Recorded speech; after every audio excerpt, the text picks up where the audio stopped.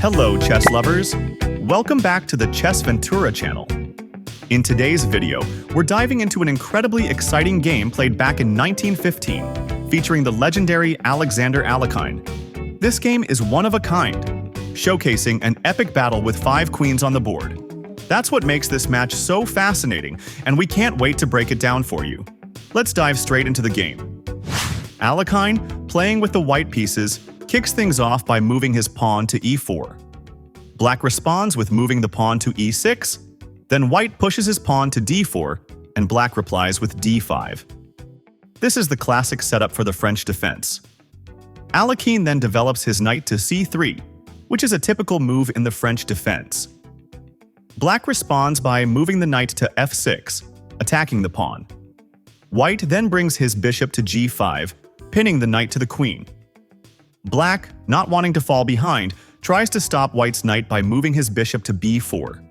Alekhine pushes his pawn to a5, and at this point, the best response for black is pushing the pawn to h6, which is exactly what black does. The idea is simple. If white's bishop captures the knight, black can recapture the bishop with the pawn.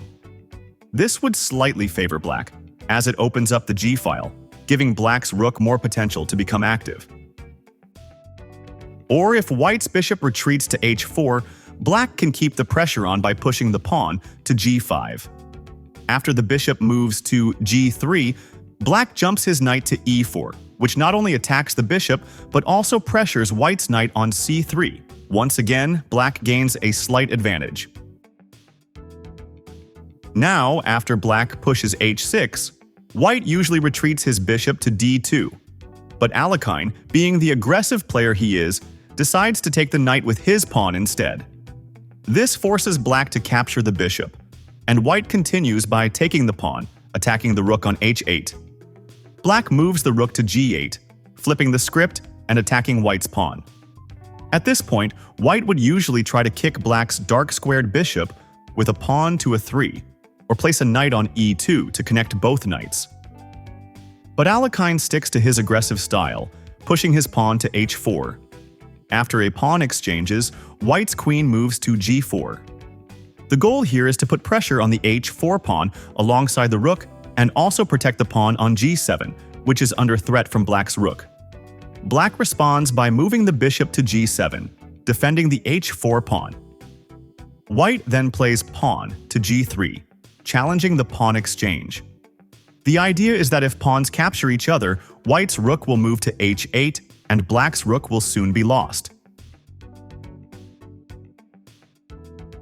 So, black refuses the exchange and opts for moving the pawn to c5.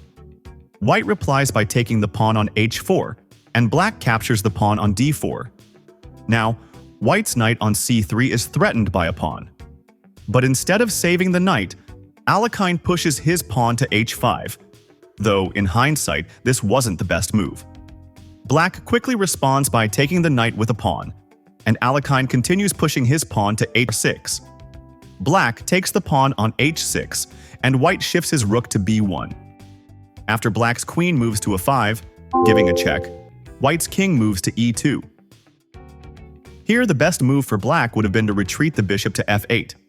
If white's pawn captures the bishop, black's rook would capture the pawn instead. But if black continues with pawn to h7, white's queen moves to c3, eyeing the promotion square. At this point, black still has the upper hand. However, instead of retreating the bishop to f8, black makes a crucial mistake by capturing the pawn on a 2. It looks like black is eager to capture white's rook and possibly promote a pawn soon. Alekhine continues by pushing the pawn to h7, threatening black's rook. Black replies by capturing the rook with the queen, then white recaptures the rook with the pawn, and the pawn promotes to a queen.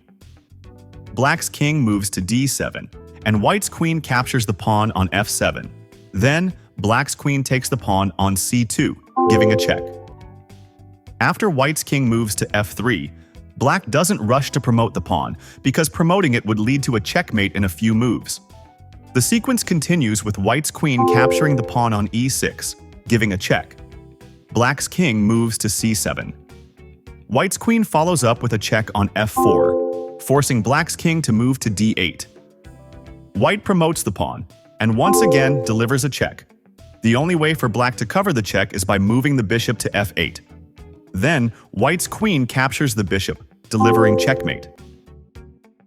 At this point, black's best move is to bring the knight to c6, which is exactly what black does. The threat here is pretty clear. Preparing for a knight jump to e5 to launch an attack. Alekhine responds by taking the pawn on e6 with his queen, giving a check. Black's king moves to c7, and Alekhine delivers another check with his queen moving to f4. Black's king moves again to b6, and white keeps the checks coming by moving the queen to e3. This time, black blocks the check with the bishop to c5, and now black's bishop is threatening white's queen. Alekhine keeps the pressure on by promoting a pawn to a queen. Not to be outdone, black promotes his own pawn to a queen. This creates a super unique and exciting moment with 5 queens on the board. Let's rewind a bit. Some of you might be wondering, what if black's bishop captures the queen on e3 here?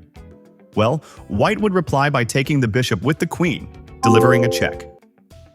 If black's king moves to a5, white's queen would capture the pawn on a d5, and black's king would be checkmated in 2 moves.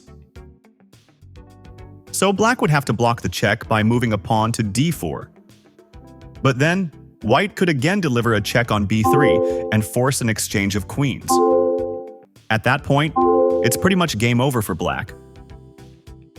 That's why the best move for black is to promote a pawn to a queen.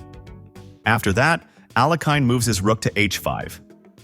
In this position, black should have checked with the bishop to g4. Once white's queen captures the bishop, black could have taken white's queen on e3. This variation would have kept the game relatively balanced. Even though white would be up 1 piece and slightly favored, black would still have chances to at least draw. However, in the actual game, black makes a fatal mistake by capturing the white bishop. This move leads to a checkmate in 5 moves. Alekhine moves his queen to b4, giving a check. Black's queen moves to b5 to block, but white's queen moves to d8, giving another check. Black's king moves to a 6. White's queen moves to a 3, again checking black's king. The only move for black is to block with the queen, but white captures black's queen, and after black recaptures with his own queen, Alekhine delivers the final blow with a queen capture. Checkmate. Alright, that's the super interesting game played by Alexander Alekhine, where 5 queens battled it out on the board. I hope this video helps boost your chess knowledge. That's all for today's breakdown. Thanks for watching. Don't forget to like, share, comment, and subscribe. See you in the next chess video.